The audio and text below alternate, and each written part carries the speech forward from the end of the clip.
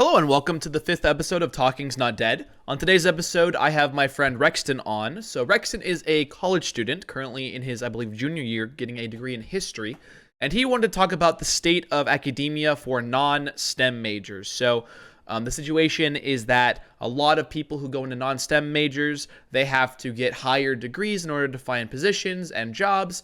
And there are people getting more degrees than there are jobs available. So the market is oversaturated. So I talked to him about his experience, his goals, and kind of how he deals with everything. So again, reminder, guys, no one in these videos are experts. No one is an expert, so don't take anything you see or hear in this video as a expert opinion or any kind of expertise, okay?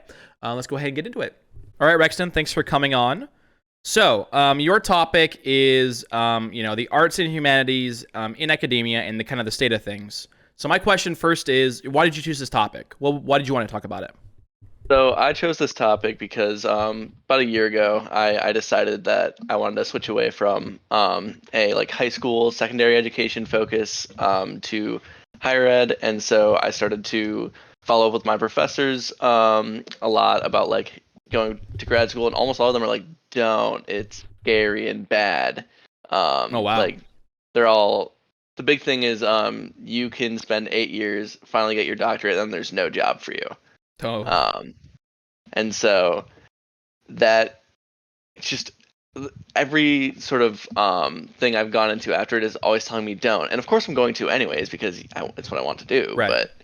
But and just it's wild to me that you can have such like a incentivized thing. Like education is so prioritized just in everyday culture, I would say. Mm-hmm. But the opportunities are so limited, really. Yeah. Well, I think that definitely gives us a good baseline here. So I just wanted to really quickly ask you, so what is your current major and what was your pathway to choosing it? Why did you choose it? Yeah, so I'm currently a history major with a French minor. Okay.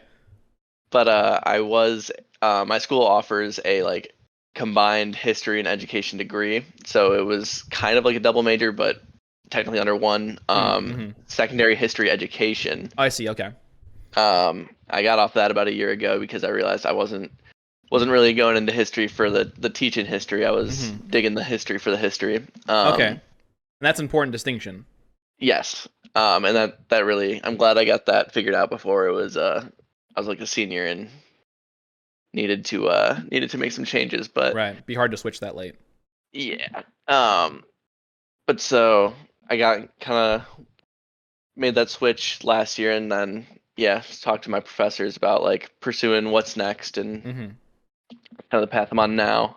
And the French minor is because for history PhD programs, most of the time you have to have some sort of foreign language or a lot of foreign languages. I did not know that. I didn't either until recently, so that's why we're working on the French. What's the thought process behind that? Is it more languages so you can read more documents, or is it it's a lot of what you would have to work with. So what I would probably want to do, I'd want to work with history of Great Britain in the Pacific and in South Asia. So I would have to know French for my modern, just because that would be who they'd communicate with. I see. What you'd have to deal with, but then I'd also probably have to learn some Indian language or some form of Chinese. Okay. How is the French coming? Is that something that's coming easy, or how is that? Well, I originally was trying to look for classes for the summer to start, but could not find one that worked with my schedule. So I've been Duolingoing over 100-day streak so far. There you go. It's crazy. Over 100-day streak so far. And then I don't feel like I have a full semester's worth of class, but I feel, ahead in where we're at starting the French classes that I'm in. Well, that's cool. Well, I'm definitely curious to see kind of how that goes. I never took a language class in college, but I was always curious how they would differ from a high school class. See, I originally wasn't planning to because I was going to get a BS instead of a BA. Since I thought I was going into secondary education for a while, it didn't really matter. But now I need the BA. Now you need it. Got to be competitive. Grad school's scary. So I guess I want to kind of jump into, before we talk more about the grad school side, I want to talk more of the, because you're currently still getting your is it BA or BS? Working on my BA. BA. Okay. So, at least in my understanding, like in the past, when you're talking about like the arts and humanities, they were like necessary for like what they called like a proper education. Like any proper gentleman who went to school learned philosophy and like poetry and like the art and stuff. You know what I mean? That was Hmm. just like kind of like what they did. Like you didn't not do that. And like today, like in society and in like your general education, they kind of seem secondary, at least to me. Like, when do you think that happened, and why do you think that happened? Where that switched from like this is a necessary part of like your education to it's very secondary if you're not focusing in it. Yeah, I think I don't know. In like at least ever since I've been in college, or ever since I've been preached to college, it's been much more aimed at as vocational training. Mm-hmm. You go to college to become an engineer, to become a doctor, Right. when that's not really what you go to university for, and Right. that's what gen eds are supposed to be for, is to broaden your education before you focus on what you're gonna do. Mm-hmm. But yeah, I don't know, because ever since I've been brought up and told what I'm supposed to be doing to go to college, it's never really been focused on like the um, don't you're not going to learn philosophy because there's no jobs there. Yeah. History was never much that way, but I think that was also because there's other paths in education, Mm-hmm. and so Yeah. when I was going into education, it wasn't as much Yeah, I a was gonna deal. But actually ask you that because I know that that is one thing that happens in a lot of those other majors that are not STEM based. But like history, like you obviously history is big. Maybe one of the big pathways is secondary education. You have to have their history teachers. You know what I mean? And so I was gonna say, like, do you think that your experience as at least when you were first part of it, a secondary education history major, do you think that was different for you than the experience might have been if you just went, general history without that? Do you think it would have been different your um, experience? maybe, but I kind of did. I worked on my history first, and then because what you usually do is you do the Mm-hmm. education secondary, so you can get your student teaching done when you I see what you're graduate. saying. Okay. But so I'd pretty much just done the first half of Mm-hmm. my history major, and then once I switched over, it transferred pretty well. So I don't know, maybe there was like a class or two difference that I would have had flipped, but for the most part, I don't think my experience going into college would have been Mm-hmm. different. I think from high school it would have been different because I would have Mm. approached history from a different sense. Oh, I see. Okay. And how would you Um, approach it differently? the way it works in like secondary education is much more about knowing history to be able to recite it. To Mm. it's much more about teaching what happened, and then Mm-hmm. um, on a more higher ed and academia level, it's definitely a lot more aimed at like understanding the themes and Mm. where challenging ideas about what happened Mm-hmm. and why it happened, and also being able to make your own arguments about what happened based on the evidence. Mm-hmm. So more of like it's almost. This is not definitely not my area of expertise, so forgive me if this is like not correct. But almost would you say it's more of like the narrative of history as opposed to the facts of history? Um, yes and no. I think it's much more about um hard to hard to say it. So there's something they teach you called historiography. That's the big thing you got to learn before you can Mm-hmm. continue with the major. Oh, interesting. And it's kind of like the history of history writing. Okay. And so if Like meta history. any yeah, so pretty much any piece of like academic history is going to start with historiography, and it's going to be like, here's what recent historians say about the topic. And most of the time people are writing a book because they want to challenge new ideas about why things happened, Mm-hmm. and then so they'll pull whatever they're looking at to prove their point. Mm-hmm. And that is why these historians are wrong or partially wrong. Mm-hmm. And so I think it's much more about trying to push forward new ideas and new ways Oh, of I thinking see. about things, um, because there is no this happened and this did not happen. There's only the accounts of what happened Yeah. and the perspective of what happened. Yeah, that's actually extremely fascinating, and I have never once thought of that. And it seems so obvious to me now that you brought it up. Like, yeah, like historical, like, accounts are in themselves a historical document. Like, so like you need to understand the history of when the document was written before you can understand everything else. That seems just so obvious to me. But now I've never thought of it. So it's very interesting that you mentioned that. So I think this is a question I'm gonna get to in a little bit, but I think this is maybe a general consensus with people that aren't in what you're doing is that people don't realize that there's a lot that goes into it. I think think sometimes there's like, oh, because their only experience is with high school Yeah. history, and so they think that it's very similar, or maybe they think that it's just that, and maybe that's why they have a bad perception. Yeah, I think at least, especially on a higher ed level, they think it's a lot more like that, just with a lot more reading and writing. Yeah. Because there is a lot of reading and writing because you have to be able to decipher what is other people's arguments and where you can make your own arguments. Mm-hmm.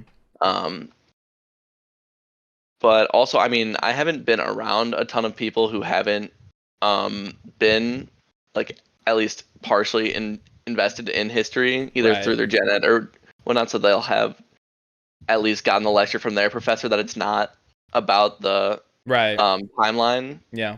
Because almost all college level classes are set up more based on thematic ideas than a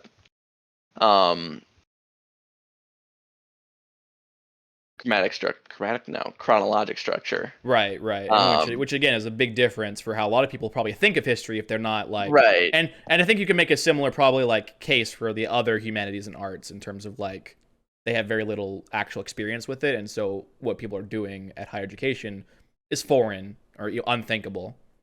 Right, and actually there's a big debate among historians about what modern is, Mm-hmm. because I like modern history. I want to go Right. into modern British history. Mm-hmm. And so my modern Middle East professor the other day on our first day was asking us to define what modern is, Mm-hmm. and some kid says, "Well, I like to think that around the 1500s." Uh-huh. And she replied, "Are you a history major?" Because they're always trying to argue modern starts here and it keeps Yeah. going back. Right. I think that's just kind of really funny, and it really shows kind of that idea of things are kind of it's all one big spectrum. It's not Right. necessarily this caused that and that caused this. It's Right. more you can always see these things happening throughout history, and here's why. Yeah, it's more interconnected than that. Yeah.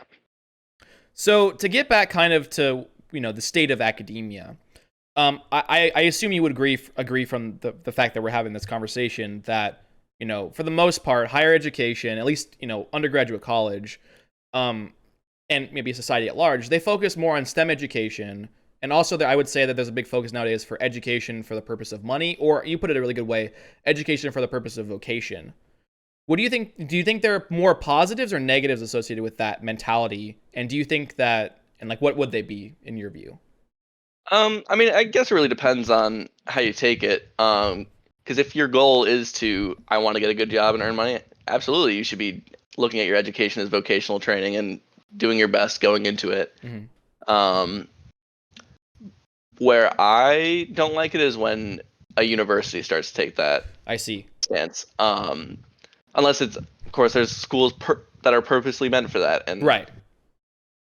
whatnot. But when a public university starts to heavily invest in their STEM fields at the expense of humanities, like I was hearing about a school in West Virginia that's completely cutting their language department. Oh wow. No foreign languages. That's insane. Because they're not making enough money and they can't cut like engineering because that's the bulk of their students. Right. That's crazy. Yeah, I heard that and I was like, wow, what? That's like, and like it, like even if you talk to like a person who just on the street, they would probably say like, yeah, like language is like a pretty important like deal. You know what I mean? Like Anyone would agree. Yeah, yeah, I language think that's can pretty common. beneficial anywhere. Yeah, it's like of course, and there's like people that would like benefit from that a lot. That's crazy.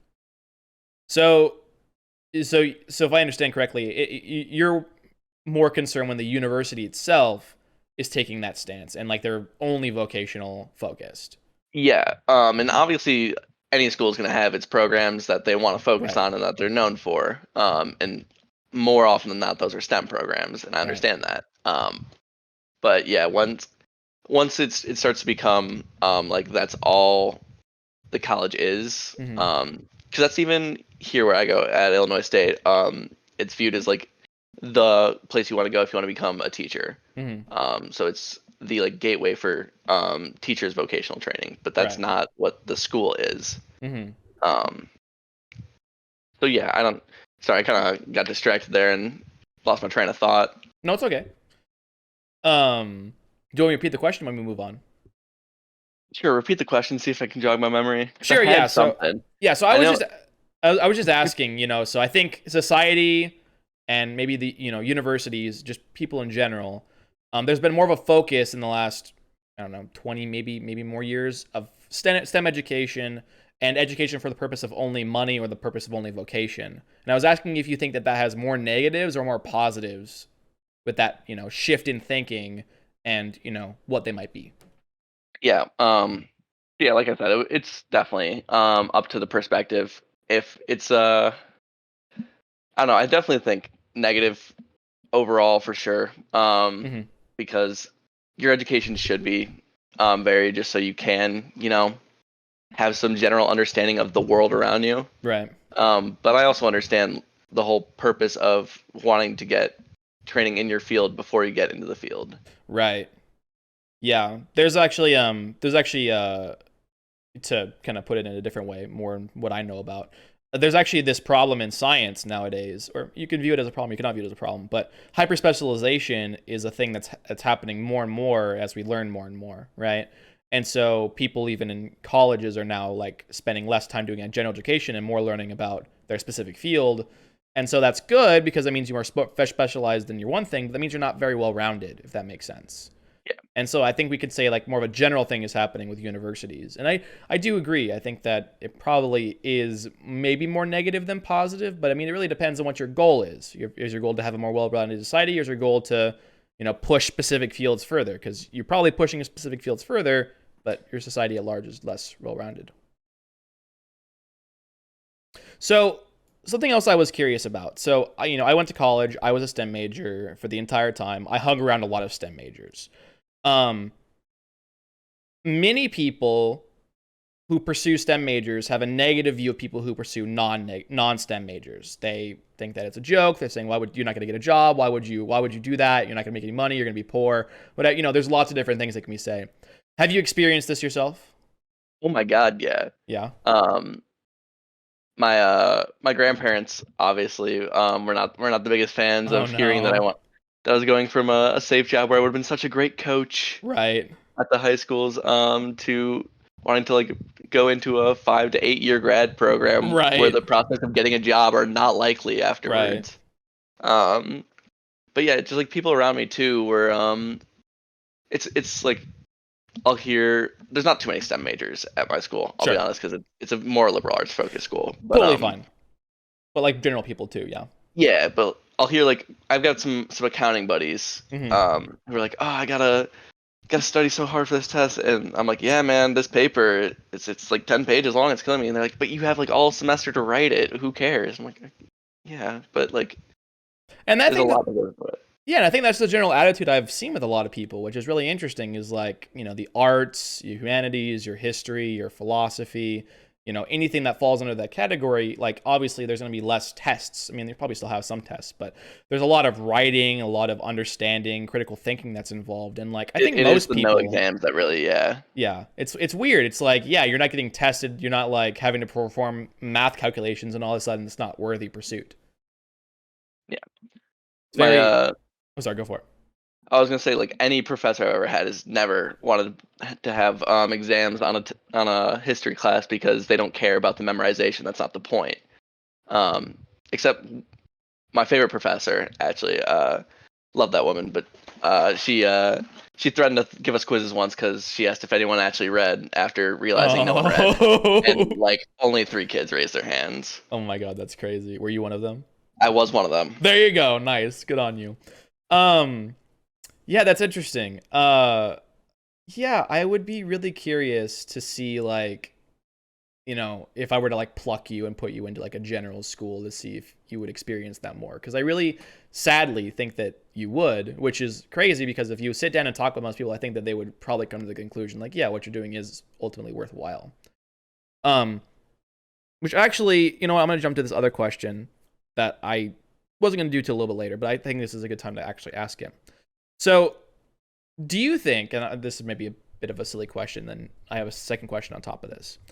Do you think that people would like a society where art is no longer produced and like poetry is never written or like history is not No, recorded? Do you think people would like that? no, I don't think anyone would anyone would even argue that that would be a better society. It's just, even with the cuts, you're still gonna get people that want to pursue the arts. Yet here I am that wants to pursue history, even though it's not the best thing. So you're always gonna get people who want to do it. Yeah. It's just also, and it's also a problem that because it's not very well perceived, there's not a lot of openings, and the people who do want to do it oversaturate themselves. Right. Um, Which I'm going to get to in just a but second. But then, so why do you think it is that people, like, at large don't tend to respect the arts or the humanities, history? Why do you think the it is if hustle, man, they, yeah. it's all about hustle culture. Everyone wants the Mm, grind, the money. mm-hmm. It's what it is. It's so, as my partner loves to say how much he hates capitalism. It's all about the cultural drive to get money and have the good life, the American dream. Mm-hmm. And everyone sees college as your kind of upstart to move up the social class, get a good job, and earn your cheese. Yeah.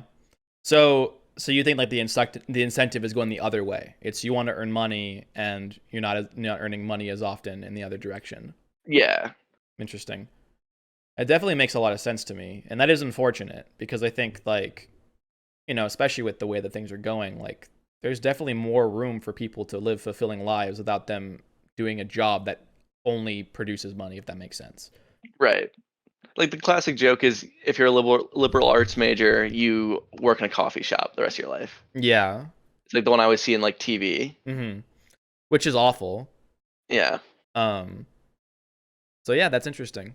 I've always thought about that where I was like, people would never want a world where like they can't like go to an art museum or they like can't like know what happened 50 years ago, but then they don't really respect the people that pursue that. Right. So let's get into this whole grad school thing because this is a big part of what you wanted to talk about. So, um, I kind of worded it a bit weirdly, but there's like a sort of inflation of education for the non-STEM majors, right? So, Yes. they require a higher degree to have a job in their chosen field, um, to even have a chance at a job sometimes. Yeah. Why do you think that is? Why do you think they required going even higher up the ladder? I mean, for academia, it makes sense just because that's how it is. You gotta at Right. least get your master's to do anything in academia. But um, there's not. I mean, there really isn't too much direct history related jobs that they're on on the market really. Mm-hmm. You can work in an archive, you can work in a library, Mm-hmm. but that's about it with the practical history skills. Now there Mm-hmm. are a lot of other skills you gain from history, like reading, Mm-hmm. writing, and research that are applicable to a lot of other jobs, and that's how a lot of history majors end up working in business. Otherwise, Mm-hmm. um, but even that, a lot of times they end up having to go back to school for some business classes or whatnot. Um, but once you start adding um, a master's in history or a doctorate in history, even if it's not like an academia focused career, those are still master's level degrees or doctorate level degrees that you still have obviously a lot of skills that you're bringing into a lot of Mm-hmm. different situations. Yeah, I would be definitely pressed to think of a company that wouldn't be at like improved by having someone with a doctorate in history, for example. Like there's so many skills that that person has and so much work that they've put into themselves. Like that person's probably very capable to do some kind of job that you need done. Yeah. Or So I'll go for it. Yeah. I was gonna say a lot of government agencies will take you once you're at least a master's in history because then they know you got the skills. That's Interesting. a lot of people who don't complete the doctorate path but end up with their masters end up working like national parks and Really? fun stuff like that. Yeah. I would not have thought of that. That's very interesting. That's really cool. I mean, at least, in some aspect, at least the government is thinking of that. You know what I mean? Yeah. Obviously, it doesn't matter. It's not making a gigantic difference, but at least there is something there. That is interesting. So, why is it, do you think, because as far as I understand it, this is a vaguely new issue, but maybe it's not as new of an issue as I think it is, but why do you think that there is so many more higher degrees being given out than jobs there are? Like, why has there I been think such a shift? I think it's the rise of the internet. It's a lot easier to get your degree that you don't have to travel to Mm, get all your stuff together. My my sophomore seminar teacher was saying this how when he was going in college, it took him 8 years to complete his degree. That would have taken him 6 years because he would have, and he did U.S. history, so he never had to leave the U.S. for his degrees. He had to travel to Washington to go to the National Archives. He had to go to Virginia to see a lot of Confederate stuff. Mm-hmm. He had to go to California to see the Western side of the Civil War, and this is just for Civil War history. Right. That's 2 more years than it would have taken now because he didn't have access to the internet. Oh wow. Um, But just sped up the process. I just think, and for like international history, it makes it so much easier. You don't necessarily have to travel. You still probably have to travel a little bit, but you don't have to spend nearly as much time abroad trying to figure out what you're doing and what research you're doing. But also just the access to that also created a lot more. I would say create a lot more possibilities for arguments, historical arguments. So there's a lot more recent scholarship disagrees than it did before. Oh wow. For history, for like 60 or so years, people would say the same things about most topics, and it was very boring. History was boring. So then these people who got bored of history came in, started coming up with these new stuff. More access came from the rise of interconnectivity. And it kind of paved this path to a lot of new arguments being formed in recent scholarship and just creating all these like sub levels of what history could be. And it's a lot like hyper specialization, like you were saying. It kind of applies to history too. People are getting so specific about what they are studying that they're giving more degrees for these studies that have yet to be existed, but there's not necessarily a light at the end of the tunnel. I see. That's insanely fascinating to me. I would have never realized that. Like, there's 2 points that you made there that, like, I would have never realized. So the first one, like, I guess I maybe kind of thought I knew this, but I didn't realize, like that you would need to travel a lot to fully pursue a history, like, PhD, for example. Like, you probably, yeah, to be, like, like a French Revolution history person, you probably need to go to France, like, especially like years ago. And I'm like, yeah, that totally makes sense. Like, the internet would totally like open the ease of access for people, and the fact that like there's like access of information, like, just totally changes the way that you can view history. Even as like someone who was like high, like, 100 years ago, you're a history professor, you only have access to so much information simply because you have to travel to get it, probably, or you have to maybe get it shipped, but that takes forever, and it's sensitive, you don't get it, kind of thing. But now it's like you can have everything at the palm of your fingertips. It's easier to get all the information, comb through it, and form new ideas. That's so fascinating to me. Yeah. So do you see that as a good thing then, like the rise of the internet connectivity and like having more access to information? Is that ultimately a good thing then for the history profession, or a bad thing? Or so the discipline itself, I think, is very fascinatingly on the rise. It's the problem is the market for people pursuing the discipline is not catching up with it.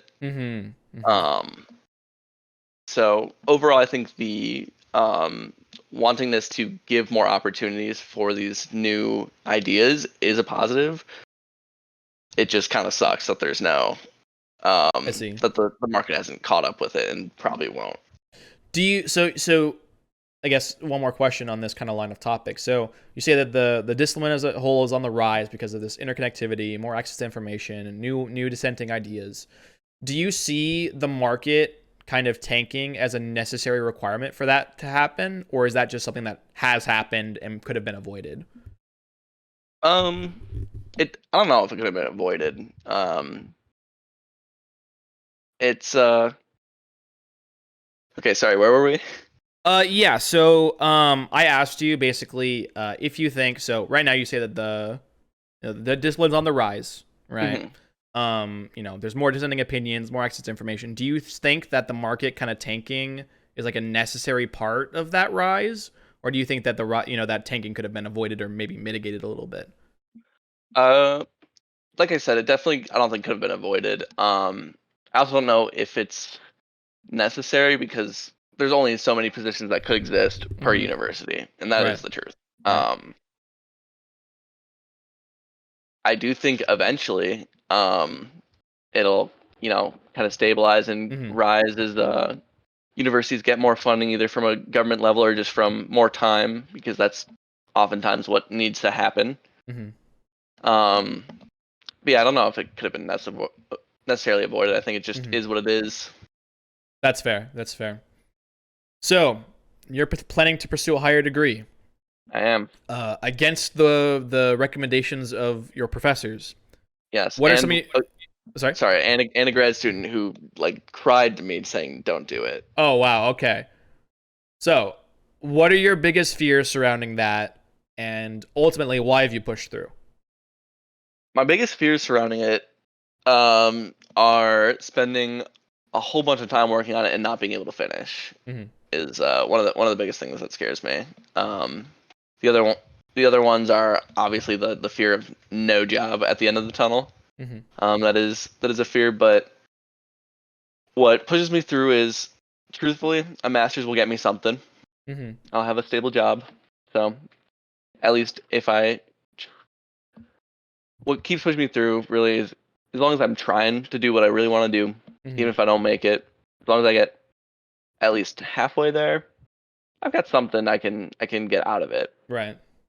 You give it your Maybe best not, shot. Yeah. yeah, maybe not be what I always wanted to do, but give it a try. Yeah, and at the end of the day, it's like if you didn't try it, you would have never done it. If you try it, you maybe get it. You know what I mean? Like if that's what you're Yeah, really passionate about in life, like you got to give it a go. I think with anything. right.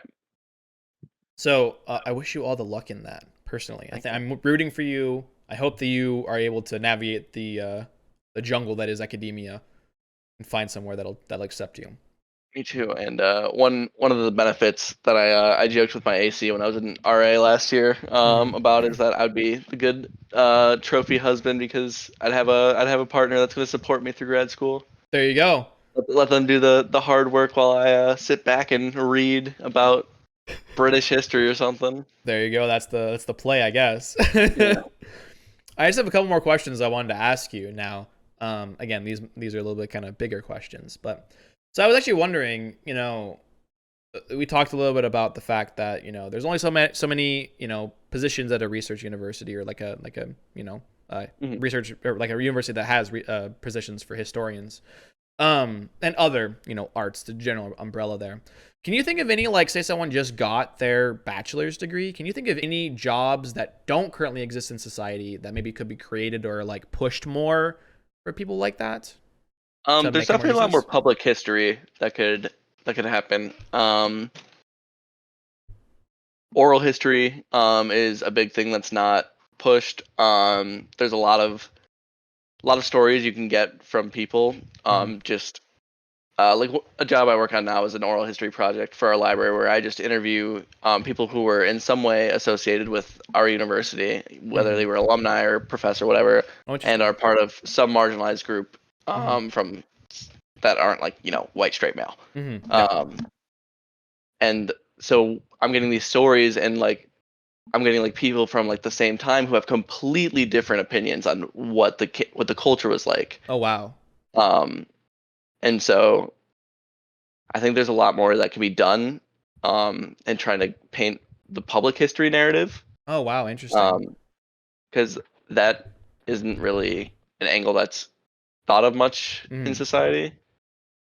Um, like historical society museums, you never see them anymore. Yeah, that's interesting. I would have never thought of that, but you're like that totally makes a lot of sense. And like someone with a history degree would totally have the training to do something like that. Yeah, That'd be super interesting. Any other ideas, or is that like the main one you can think of? public history is a big one. And feel I free to think you could not, have. you don't. I mean, I know that history is your wheelhouse, but if you have any other ideas beyond like more arts and humanities in general. Oh, totally. But I definitely think you could have like personal research. Mm-hmm. Um, hires like have someone to figure things out for you. Mm-hmm. Oh, I see. And that Yeah. could be. I think that could be applied to a lot of different fields. Kind of like a market researcher just for Mm-hmm. not the stock market. Right. Yeah. That would be interesting because like especially with like products, I'm sure there's some general trend, especially for these companies have been out for a long time. They may already be tracking it, but it might be interesting to have someone that's dedicated. Like, let me track historically, or some other version of it, like what has been happening in the past. That'd be interesting. I actually have seen some companies that do have positions like that. It's fairly new Hmm. from my understanding, but yeah, on my LinkedIn every once in a while I'll see one pop up. That's cool. That's interesting. And maybe that's a good sign. Maybe that's That those also usually require some master's degree too, though. okay, that's fair. Which, I mean, maybe that's the downside, is that you do need more specialized training. Like, I think, with an engineer, you could probably get away like with just what you learn in 4 years of doing a lot of the jobs, but maybe you can't with a history degree. Maybe there's just so much that you need to learn that 4 years isn't enough. But I don't know. Maybe that's not true. Yeah. Um, okay, let's finish it off with this, and then if there's anything else you wanted to mention, we can do that. So we've had this conversation. We've kind of talked about it at length. I want to now, one more time, succinctly, what is the biggest problem that you see in academia as it is today? I think the biggest problem is that um, there's not any workaround solution Mm-hmm. for the problem being it's an oversaturated market, Mm-hmm. both in the job market for after grad school and getting into grad school. Um, and there's no there could be a solution. It'd be hard to find one, but there's no pursuit of one, and that's Mm, I think the biggest issue. I Is see. it's kind of just been accepted. Is that's how it is. Yeah, that's the worst, is when there's a problem, but like it's been identified as like this is how it is, this is how it has to be, so there's no working towards a solution. Right. Do you have any suggestions for a solution? Anything that comes to your mind personally? Ah, kill And off the it, old guard. Let yeah. all the new people come up with ideas. Oh yeah. Um, no, A because great the thing is, purge. I do truly think it's just how it is. Mm-hmm. I'm a little nihilistic in that fact, but Mm-hmm. I don't really think there is a great solution other than I don't know, making more specialized universities perhaps. Mm-hmm. Um, but even then, startup universities aren't necessarily always the best. That's fair. Yeah. So time Just gotta wait it out. time Wait out heals the all. storm. Time heals Yeah. all. Any other last minute thoughts that you wanted to touch on that we didn't touch on, or anything else that you wanted to speak about? Um, I do just think it's I wanted to note the that it is I may have already touched on this that Mm-hmm.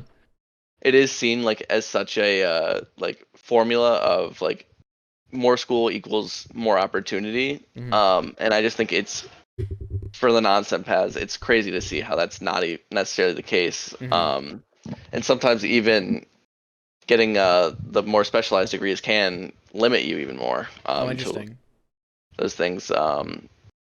Like often, I've seen like, especially in more southern states, I've seen Mm-hmm. that schools don't want to take someone with a PhD because they're overqualified. Oh, really? And they don't want to overpay the Yeah, teachers. that Overpay. sucks. Yeah, right. Overpay a teacher, right? Yeah. In the South, yes, of course. That sucks. Like I guess it is a double-edged sword in today's society, where it's like you are opening yourself up to different possibilities, but not necessarily more possibilities. Yeah. And you kind of got you shoot your shot where you're hoping to land, I guess. Yeah. All it cost you was 5+ years of your life. And maybe a lot of money if Maybe you're a lot of money. unlucky. Yes, if you're unlucky. But yeah, no, that's about all I got. Okay, well, thank you so much, Rexton. You enjoyed. Well, thank you. I did. I hope you enjoyed having me.